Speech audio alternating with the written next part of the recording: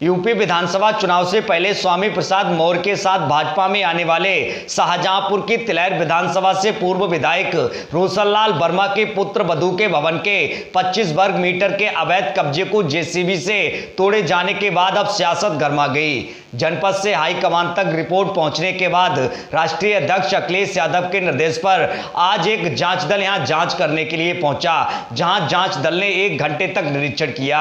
अभिलेखों को देखने के बाद आरोप लगाया कि जब एक ही रकबा है तो सामने वाला क्यों छोड़ दिया। इस मामले को विधानसभा और लोकसभा में उठाया जाएगा।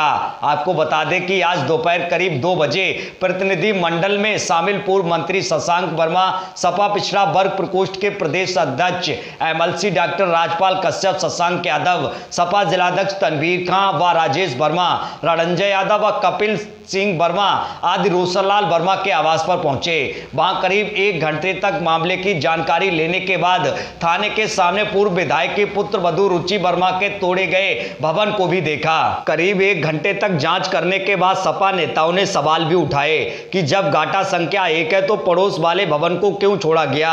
इसी गाटा संख्या पर बने थाने के आवासीय क्वार्टरों को क्यों छोड़ दिया गया। अकेले पूर्व विधायक के पुत्र वधू के भवन को बदले की भावना से गिराया गया है। इस दौरान उन्होंने कार्यरत रहे अधिकारियों पर कार्रवाई की भी मांग की है। उन्होंने कहा कि पूरी रिपोर्ट सपा मुखिया अखिलेश यादव को भेजी जाएगी। इस मामले को विधानसभा और लोकसभा में उठाया जाएगा। निगोई में जांच के बाद सपा के प्रतिनिधि मंडल ने डीएम उमेश प्रताप सिंह से मुलाकात कर वार्ता की। पूर्व एमएलसी राजपाल कश्यप ने कहा कि रोशनलाल वर्मा के पुत्र वधू के भवन को गिराने का नोटिस तक नहीं दिया गया। पहले नोटिस नहीं दिया तो कम से कम अब ही नोटिस दे देते, जिससे पता चल सके कि आखिर आपत्ति क्या है। समाजवादी पार्टी के राष्ट्रीय अध्यक्ष माननीय श्री अखिलेश यादव जी के निर्देश पर समाजवादी प्रतिनिधि मंडल आया है और समाजवादी प्रतिनिधि मंडल हमारे विधायक प्रत्याशी रहे श्री रोशनलाल वर्मा लोधी बिरादरी के हैं, पिछड़ी जात के हैं। जब तक ये बीजेपी में थे विधायक तब तक सब चीज़ें इनकी वैध थी, और जब बीजेपी छोड़ के इस बार हमारी पार्टी से माननीय अखिलेश यादव जी की नीतियों से प्रभावित होकर, समाजवादी नीतियों से प्रभावित होकर समाजवादी पार्टी ने इनको प्रत्याशी बना दिया तो सब अवैध हो गया। ये है बीजेपी अलोकतांत्रिक।